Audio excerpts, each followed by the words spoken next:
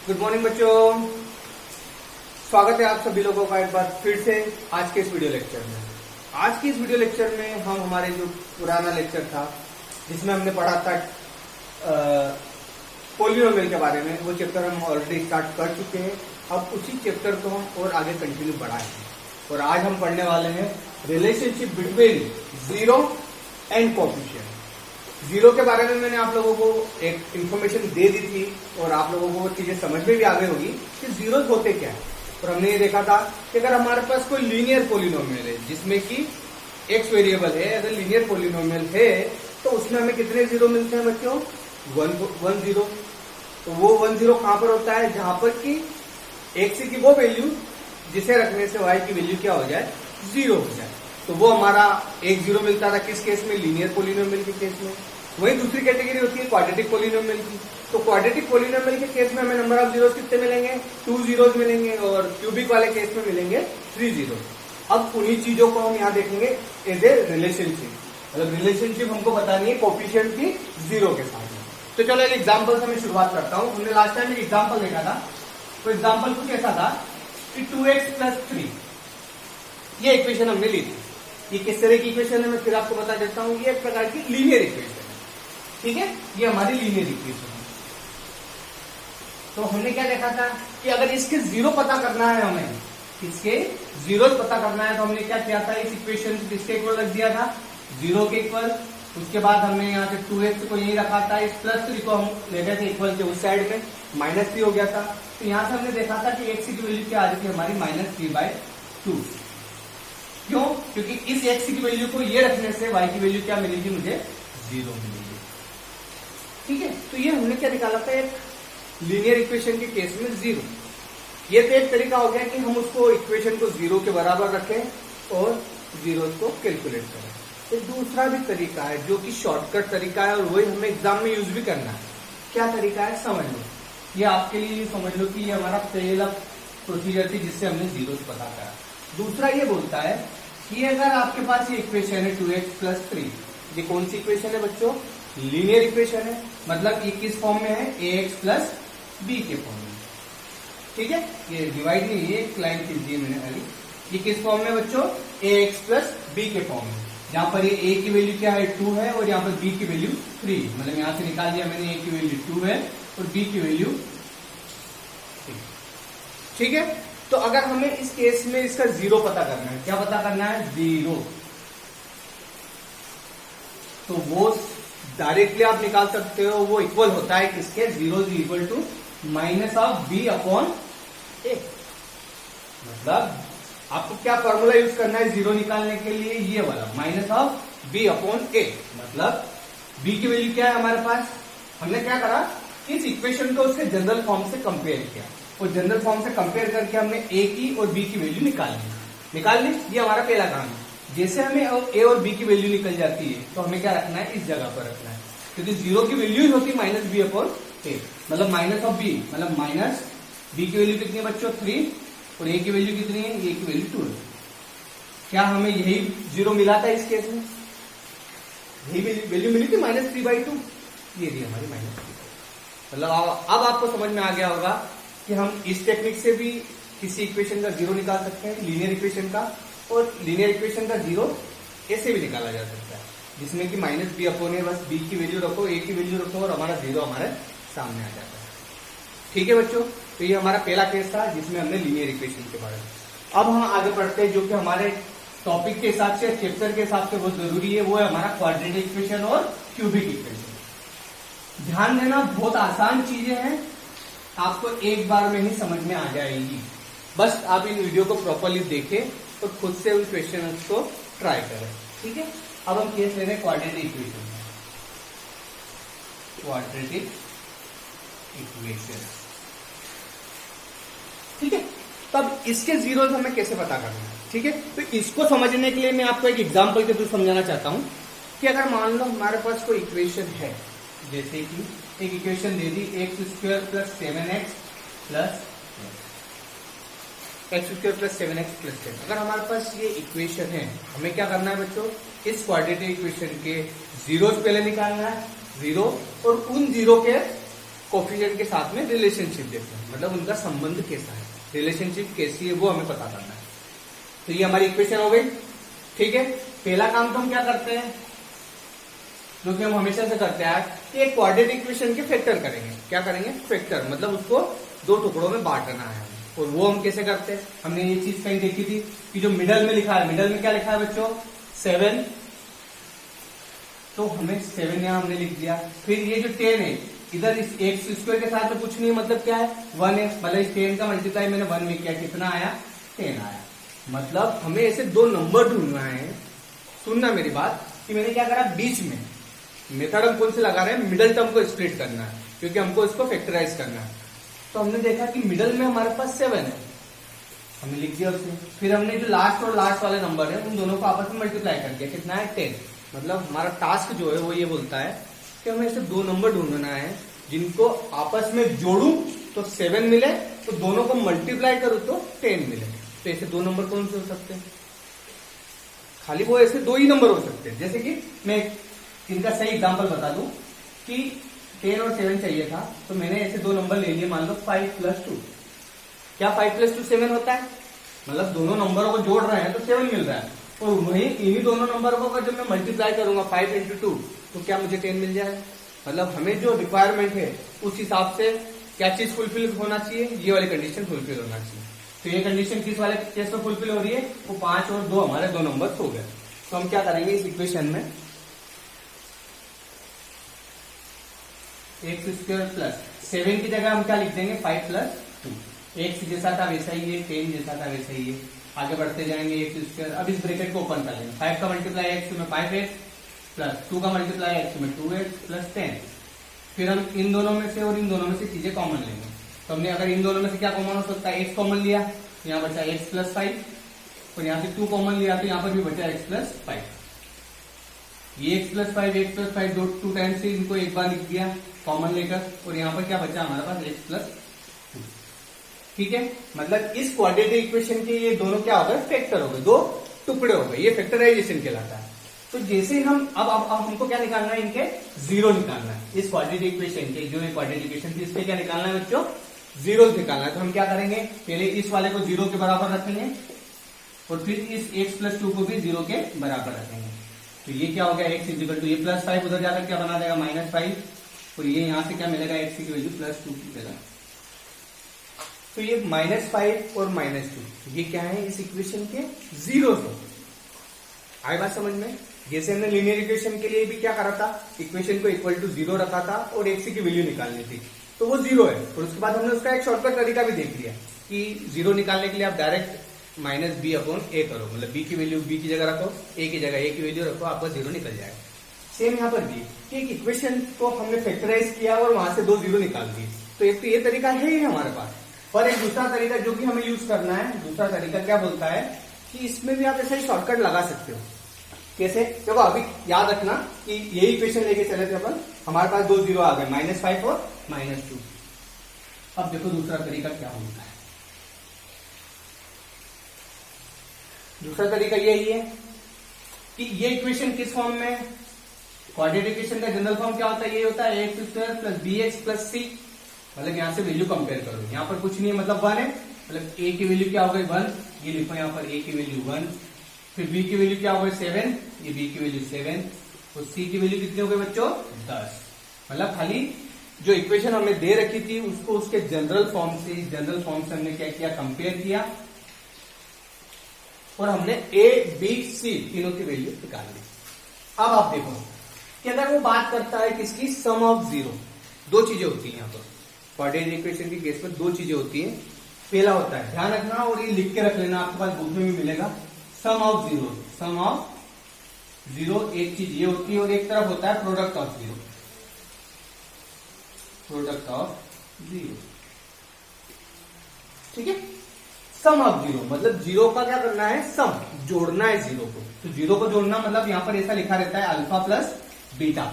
ये ए भी नहीं है, अल्फा और बी नहीं है, अल्फा और बीटा।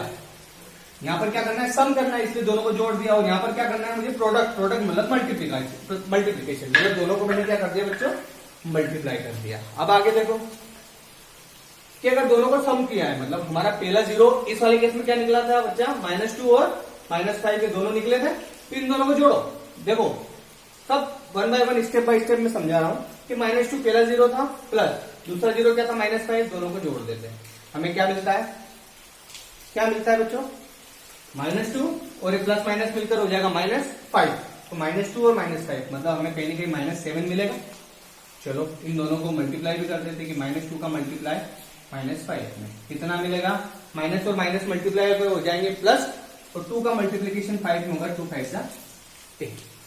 अभी हम क्या देखते हैं बेटा, पहली कैटेगरी सम ऑफ जीरो निकालना है, प्रोडक्ट ऑफ जीरो, और वो जैसे हमको जीरो मिल जाते हैं हम उनके बीच में रिलेशनशिप देखने वाले हैं। ठीक है, ये चीज समझ में आ गई। अब आप देखो कि कायदे से तो हमने 2 जीरो निकाले थे, इस वाली इक्वेशन के 2 जीरो निकाल लिए थे, और हम ये चेक कर रहे थे सम ऑफ द जीरो मतलब कहीं ना कहीं उन दोनों जीरो को जोड़ना है, प्रोडक्ट ऑफ द जीरो मतलब दोनों ही जीरो को मल्टीप्लाई करना है, हमें ये चीज मिलती है। तो यही चीज अगर रिलेशनशिप से हम देखना है तो कैसे देख सकते हैं, तो आपको ये पता होना चाहिए कि सम ऑफ जीरो मतलब यहां पर होता है -b/a। ये याद रखना कि सम ऑफ जीरो किसके इक्वल होता है, -b/a, और वैसे प्रोडक्ट ऑफ द जीरो होता है वो होता है c/a के बराबर। आपको लग रहा होगा कि सर क्या है, इसके बाद ये, इसके बाद ये, इसके बाद ये चीजें खाली यहां तक की जो चीजें हैं, यहां तक की चीजें तो खाली समझाने भर के लिए आप लोगों को कि ये होता है कि सम ऑफ द जीरो क्या होता है, प्रोडक्ट ऑफ जीरो क्या होता है। सम ऑफ द जीरो में जीरो को क्या कर लेंगे, जोड़ना है, प्रोडक्ट ऑफ जीरो में जीरोस को मल्टीप्लाई करना है। पर एक्चुअल में सम ऑफ द जीरो किसके इक्वल होता है, -b/a। लास्ट वाला केस भी देख सकते हो, लीनियर वाला में -b/a, और प्रोडक्ट ऑफ द जीरो जो होता है वो किसके इक्वल होता है, c/a।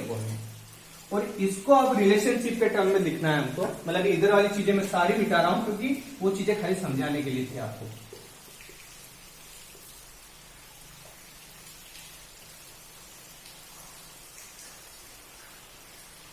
Some of the zero क्या होता है, -b/a, और इधर होता है c/a।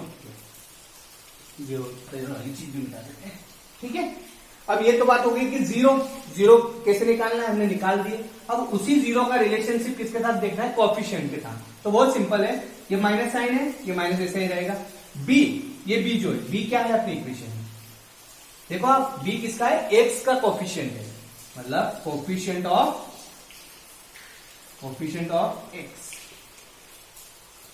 समझ रहे हो ना बच्चे, ये इसका जनरल फॉर्म है, किसी भी क्वाड्रेटिक इक्वेशन का ये जनरल फॉर्म होता है। वहीं से हमने ए की वैल्यू निकाली थी, वहीं से हमने बी की वैल्यू निकाली थी, वहीं पे सी की वैल्यू। तो अगर यहाँ पर हमें पता है कि सम ऑफ द जीरो क्या होता है, -b/a, तो b क्या है, b जो है वो क्या है, x का कोएफिशिएंट है, coefficient of x divided by a क्या है, a कहां पर आता है, ये किसका कोएफिशिएंट है, x स्क्वायर का कोएफिशिएंट। तो बस इतनी सी बड़ी बात है, ये रिलेशनशिप हमको ऐसे ही दिखाना रहती है। बात समझ में आ गई।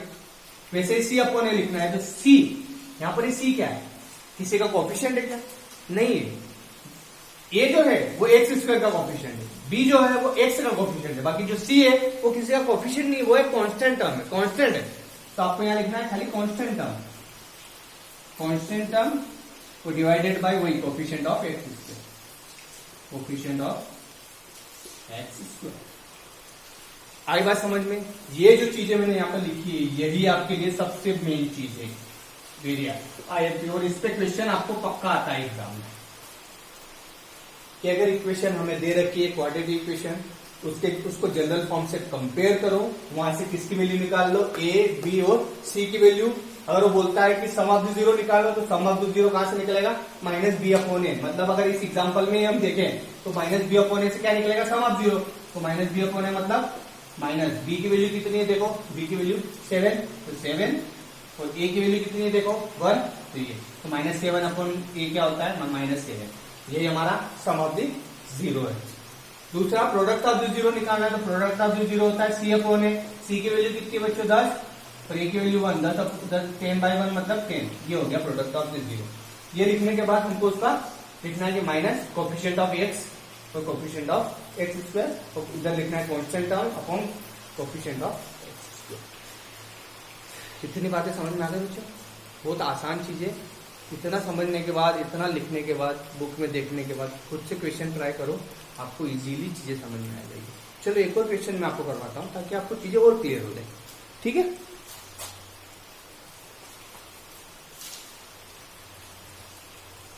इन चीजों को आपसे मैं फिर रिक्वेस्ट कर रहा हूं कि अपनी नोटबुक में जरूर राइट डाउन कर लेना, वरना ये चीजें फिर आपको बार बार लिखना पड़ जाएगी।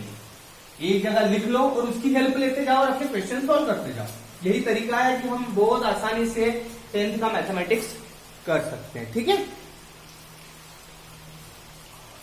चलो, तो एक कैटेगरी हमें पता चल गई कि अगर हमारे पास इक्वेशन है तो सम ऑफ द जीरो कैसे निकालना है, प्रोडक्ट ऑफ द जीरो कैसे निकालना है, माइनस बी अपॉन ए और सी अपॉन ए से, और उसके बाद उनकी रिलेशनशिप बताना है किसके साथ, कोफिशिएंट के साथ। तो कोफिशिएंट क्या होते हैं, वही coefficient of x square, coefficient of x, coefficient of x square, और जो रिलेशन मैंने आपके सामने भी लिखा था वही सारा कुछ। ठीक है, एक एग्जाम्पल और लेता हूं मैं कि क्वेश्चन है आपका एग्जांपल नंबर 4 आपके बुक का, ये मैं उसी को ले रहा हूं कि क्या बोल रहा है वो कि फाइंड अ क्वाड्रेटिक पॉलिनोमियल। ये आप देख लीजिए कि एग्जांपल नंबर 4 है कि find a quadratic polynomial the sum and product of whose zero are -3 and 2 respectively. मतलब इस क्वेश्चन में आपको उसने दे रखा है sum of zero equal to दे रखा है उसने कितना, -3, और प्रोडक्ट ऑफ जीरो दे रखा है उसने, प्रोडक्ट ऑफ जीरो दे रखा है उसने बच्चों 2। मतलब एक की वैल्यू -3 दे रखी है, एक की वैल्यू 2। मतलब इस केस में वो क्या बोल रहा है, ये चीजें उसने दे दी, अब वो चाहता है कि आप क्वाड्रेटिक इक्वेशन खुद बनाओ। समझना, अभी हमारे पास क्या थी बच्चों, क्वाड्रेटिक इक्वेशन थी, तो हमने उनके जीरो निकाल लिए थे और उनके रिलेशनशिप बता दी थी। ठीक है, ये वाला पहली कैटेगरी थी। दूसरी कैटेगरी में वो ये कैसे दे रहा है कि सम ऑफ द जीरो दे दिया उसने और प्रोडक्ट ऑफ द जीरो दे दिया और हमको इक्वेशन बना। अब कैसे बनाना, बहुत आसान है। देखो कि सम ऑफ द जीरो मतलब कहीं ना कहीं वही अल्फा प्लस बीटा लिखा था, और प्रोडक्ट ऑफ द जीरो मतलब कहीं ना कहीं alpha into beta. Sum of the zero किसके बराबर होता है, -b अपॉन ए के बराबर होता है बच्चों, देखा है हमने। और प्रोडक्ट ऑफ द जीरो किसके बराबर होता है, c अपॉन ए के बराबर। ये -b अपॉन ए की वैल्यू क्या दे रखी है उसने, -3, और ये c अपॉन ए की वैल्यू दे रखी है प्रोडक्ट की 2। ठीक है, बस अब यही से हमको एक क्वाड्रेटिक इक्वेशन बनाना है, और हमें पता है कि क्वाड्रेटिक इक्वेशन बनाने के लिए उसका जनरल फॉर्म क्या होता है, ax² plus bx plus c। मतलब एक इक्वेशन हमें खुद को बनाना है, उसने ये दे रखा था, हमें इक्वेशन बनाना है, तो हमें क्या क्या चाहिए, a, b और c की वैल्यू चाहिए। तो बस ये यहां से निकालेंगे। देखो यहाँ पर -b अपॉन ए की वैल्यू किसके बराबर है, -3 के बराबर।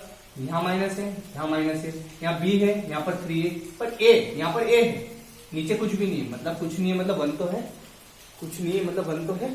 सेम यहाँ पर भी, यहाँ पर c है, यहाँ पर वैल्यू 2 है, नीचे a है, तो यहाँ पर a 1 था तो यहाँ पर भी a क्या होगा, 1 होगा। अब यहाँ से इनको कंपेयर करके मैं a b और c की वैल्यू निकाल सकता हूँ, बहुत इजीली निकल जाएगी।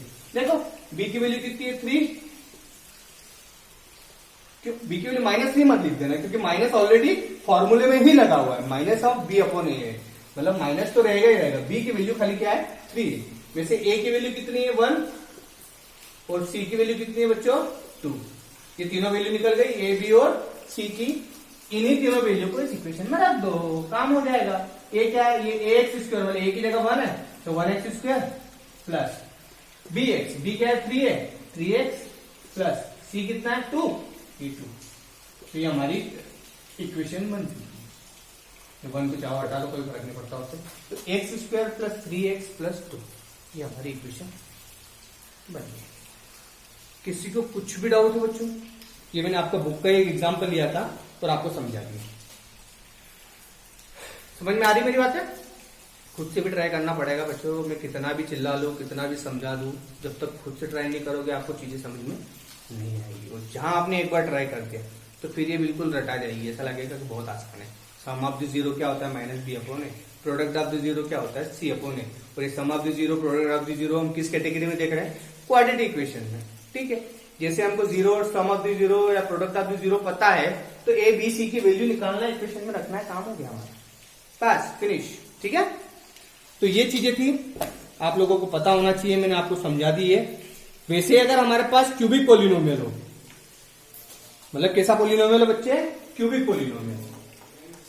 अब लास्ट कैटेगरी और समझा रहा हूं मैं आपको, ध्यान दीजिएगा।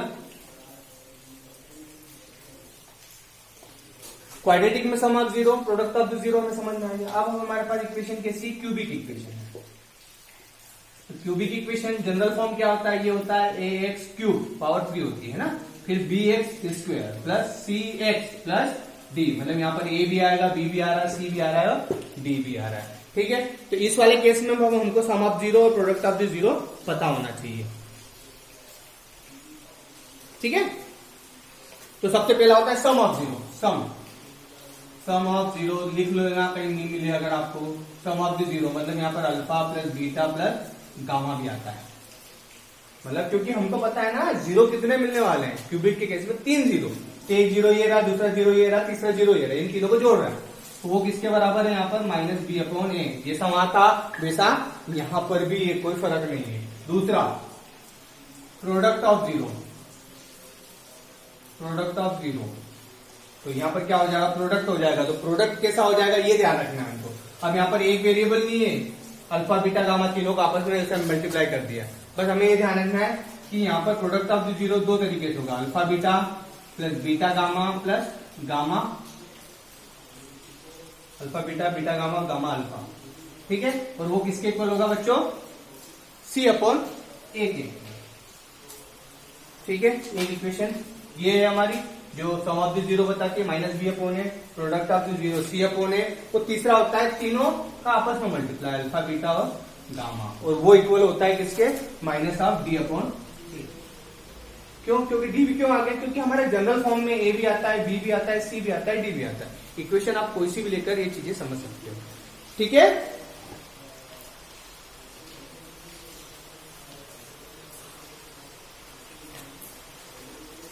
ठीक है। इसके अलावा इस बुक में मुझे अभी नहीं लग रहा है कि इस वाले टॉपिक में मुझे और कुछ समझाना चाहिए आप लोगों को।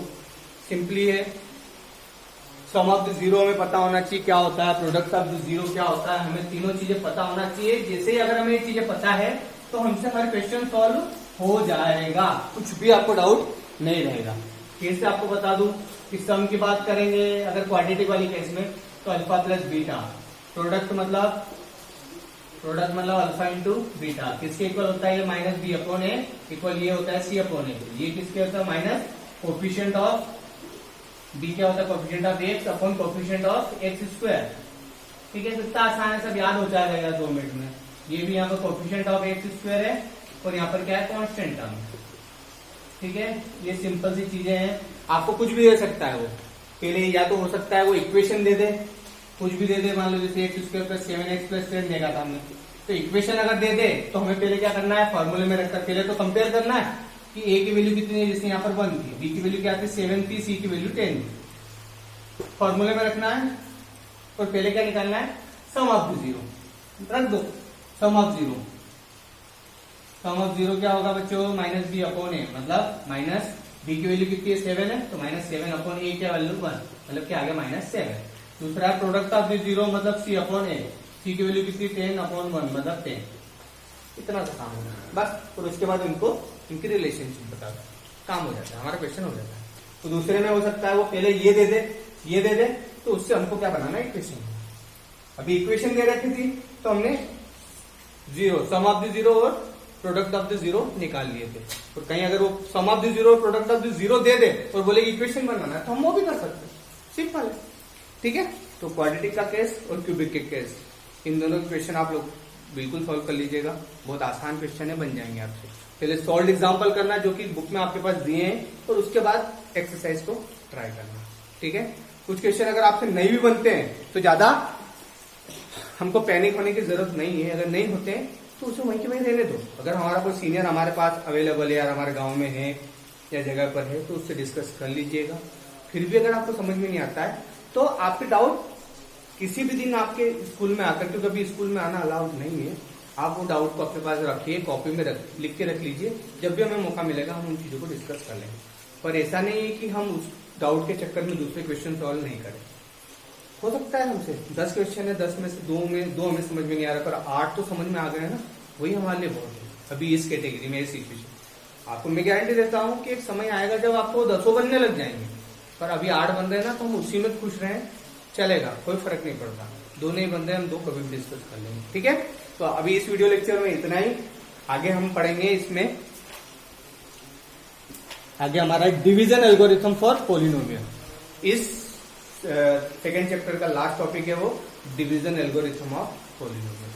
बहुत सिंपल है। लास्ट टाइम भी आपने कुछ इस तरीके की चीजें देख ली थी।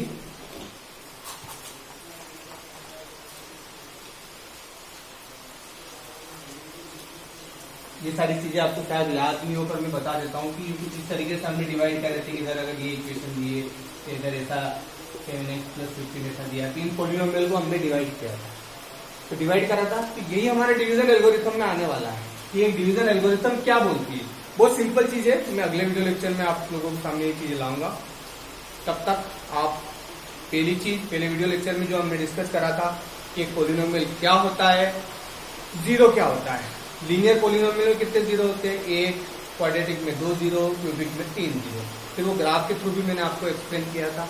दूसरे वीडियो लेक्चर में मैंने आपको बता दिया कि क्वाड्रेटिक इक्वेशन है या एक लीनियर इक्वेशन है या क्यूबिक इक्वेशन है, तो उसके जीरोस कैसे निकालना है। दोनों ट्रिक बता दी। एक तो इक्वेशन को इक्वल रख दो जीरो के और निकाल लो, और दूसरा है डायरेक्ट शॉर्टकट फॉर्मूला जो -b/a और c/a ये जो, तो आप इनका भी यूज कर निकाल सकते हो, कोई दिक्कत नहीं है। और खासकर कोशिश वही करना है कि वो शॉर्टकट वाली जो टेक्निक है उसी को यूज करना है, ताकि आपको ज्यादा समय नहीं लगे, क्योंकि आपके पास बहुत सारे नंबर ऑफ क्वेश्चन होते हैं, आपको सब करना होता है।